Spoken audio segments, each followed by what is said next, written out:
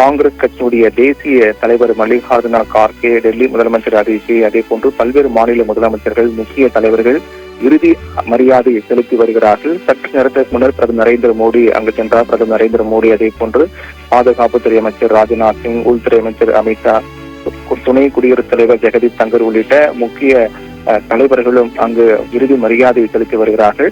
அதற்கு பிறகு ராணுவ மரியாதை செலுத்தப்பட்டது. ராணுவ மரியாதை செலுத்தப்பட்டு மலர் வளையம் வைக்கப்பட்டது. கிரண் ரிஜிஜு அங்கு சென்று மலர் வளையம் வைத்து அஞ்சலி செலுத்தினார். முப்படைகள் சார்பில் அவருக்கு மலர் வளையம் வைத்து அஞ்சலி செலுத்தப்பட்டது. அதைத் தொடர்ந்து இன்னும் சற்று நேரத்தில் ஒரு சில நிமிடங்களில் அவருடைய குடும்ப வழக்கு முறைப்படி இறுதிச் சடங்கு நடைபெறும். அதற்கு பிறகு அவருடைய உடலானது தகனம் செய்யப்பட இருக்கின்றது. நிகோபாத் காட் பகுதியில் தான் இந்த இறுதிச் சடங்கு பணிகள் நடைபெற்று வருகின்றன. அதைத் தொடர்ந்து அவருடைய நினைவகம் அமைக்கும் இடமும் அதற்கு அருகே அவருக்கான நினைவிடம் அமைக்கப்படும் என்றும் தெரிவிக்கப்பட்டிருக்கிறது. மன்மோகன் சிங்குடைய இழப்பு இந்தியாவுக்கு மிகப்பெரிய ஒரு பேரிழப்பு என்பதில் எந்தவித மாற்று கருத்தும் இல்லை. இந்தியா ஒரு மிகப்பெரிய பொருளாதார நெருக்கடி சிக்கி தவித்த போது மன்மோகன் சிங்குடைய சீரிய நடவடிக்கையால் ஒட்டுமொத்த இந்தியாவுடைய தலையெழுத்தை மாற்றி அமைத்து மிகப்பெரிய ஒரு பாதிப்பிலிருந்து இந்தியாவை மீட்டு கொண்டு வந்தார். அதற்கான எண்ணங்கள் பொறுத்தவரையில் அவர் சிறு வயது முதலே அவர் மிகப்பெரிய ஒரு பொருளாதார நெருக்கடி சிக்கி தவித்தாலும், படிப்பதற்கு கூட பணம் இல்லாமல் ஒரு மிகப்பெரிய ஒரு வறுமையில் வாடினாலும் கூட அதற்கு பிறகு அவருடைய விடாமுயற்சியால் பல்வேறு தரப்பின் உதவியால் மிகப்பெரிய உலக புகழ்பெற்ற பல்கலைக்கழகங்களில் பட்டம் பெற்று அதற்கு பிறகு நாட்டினுடைய மிக பெரிய பதவிகளை வகித்தார். அப்போது அவருக்கு சிறு வயதில் தோன்றிய அந்த எண்ணம், நாம் வறுமையில் வாடினாலும் நம்முடைய இந்தியா நெருக்கடியில் தவிக்க கூடாது, அதை மீட்டு கொண்டு வர முயற்சி மேற்கொள்ளப்பட வேண்டும் என்ற அடிப்படையில் இந்தியாவுடைய பொருளாதாரத்தை மாற்றியமைத்த இந்திய பொருளாதார மாமேதையாக போற்றப்பட்டார் மன்மோகன் சிங். அவர் மீது பல்வேறு விமர்சனங்கள், குறிப்பாக அவர் சுறுசுறுப்பாக செயல்படவில்லை, அதே போன்று அவர் அதிகம் பேச மாட்டார் என்றெல்லாம் விமர்சிக்கப்பட்டாலும் கூட என்றளவும் காலம் போற்றக்கூடிய தலைவராக மன்மோகன் சிங் இருப்பார் என்பதில் எந்தவித மாற்று கருத்தும் இல்லை.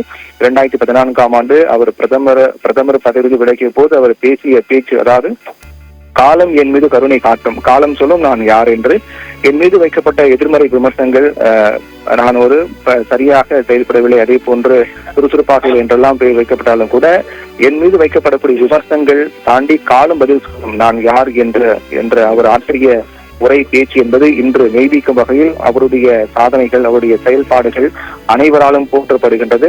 அப்போது 2007-8 காலகட்டம், அதற்கு முன்னதாக 1991ஆம் ஆண்டே அவர் நிதியமைச்சராக பொறுப்பேற்ற போது ஒரு மிகப்பெரிய நிதி நெருக்கடியில் இந்தியா சிக்கி தவித்த போது அவர் கொண்டு வந்த திட்டங்களுக்கு கடும் எதிர்ப்புகள் இருந்தன. குறிப்பாக உலகமயமாக்கல், தாராளமயமாக்கல் போன்ற பல்வேறு திட்டங்களுக்கு கடுமையான எதிர்ப்புகள் இருந்தன. ஆனால் எதிர்ப்பையும் தாண்டி ஒரு தொலைநோக்கு பார்வையோடு சிந்தித்தார் என்பது பிற்காலத்தில் தான் அனைவருக்கும் தெரிய வந்தது. அப்போது இருந்த காலகட்டத்தில் அது தவறு என்று கூட்டணி கட்சியிலே சொல்லி கூறினாலும் கூட அது ஒரு தொலைநோக்கு சிந்தனை, தொலைநோக்கு பார்வையோடு கொண்டு வரப்பட்ட ஒரு நடவடிக்கை என்பது அதற்கு பிறகுதான் அனைவருக்கும் தெரிய வந்து மன்மோகன் சிங்கை அதிக அளவில் போற்றத் தொடங்கினார்கள். அவர் கொண்டு வந்த அந்த நடவடிக்கை காரணமாக தான் இந்தியாவுக்கு விலகிய பல்வேறு நிறுவனங்கள் எல்லாம் இந்தியாவுக்கு மீண்டும் வந்தது. இந்தியாவுக்கு கூடிய தங்கங்கள்லாம் அடகு வைக்கப்பட்டதெல்லாம் மீட்கப்பட்டது. ஒரு மிகப்பெரிய நெருக்கடியை சமாளித்து அதன் மூலமாக இந்தியாவை மீட்டெடுத்த ஒரு மாபெரும் தலைவராக மன்மோகன் சிங் அறியப்படுகிறார். அவருக்கான இறுதி சடங்கு, இறுதி மரியாதை நடைபெற்று வருகிறது. 21 குண்டுகள் முழங்க அவருக்கான இறுதி மரியாதை செலுத்தியுள்ளது. பிரதமர் நரேந்திர மோடியும் மலர் வளையம் வைத்து அஞ்சலி செலுத்தி வருகிற காட்சியை நாம் பார்த்துக் கொண்டிருக்கிறோம். பிரதமர் நரேந்திர மோடி, அதே போன்று பாதுகாப்புத்துறை அமைச்சர் ராஜ்நாத் சிங், உள்துறை அமைச்சர் அமித்ஷா, குடியரசு துணைத் தலைவர் ஜெகதீப் தங்கர், அமைச்சர் கிரண் ரிஜிஜு உள்ளிட்ட பல்வேறு அமைச்சர்கள், முக்கிய தலைவர்களும் அங்கு வந்து முன்னாள் பிரதமர் மன்மோகன் சிங்கினுடைய உடலுக்கு இறுதி மரியாதை செலுத்தி வருகிறார்கள். தற்போது நாம் நேரடியில் பார்த்துக் கொண்டிருக்கிற காட்சி, பிரதமர் நரேந்திர மோடி மறைந்த முன்னாள் பிரதமர் மன்மோகன் சிங் உடலுக்கு இறுதி மரியாதை மலர் வளையம் வைத்து இறுதி மரியாதை செலுத்தி வரக்கூடிய காட்சியை நாம் பார்க்கின்றோம். அதை தொடர்ந்து பல்வேறு முக்கிய தலைவர்கள் இறுதி மரியாதை செலுத்தி வருகிறார்கள். இந்த நடைமுறைகள் முடிந்த பிறகு அவருடைய குடும்ப வழக்கு நடைமுறைப்படி அவருடைய இறுதி சடங்கு நடைபெறும் என்று தெரிவிக்கப்பட்டிருக்கிறது. அதற்கான இறுதிக்கட்ட பணிகள் நடைபெற்று வருகின்றன.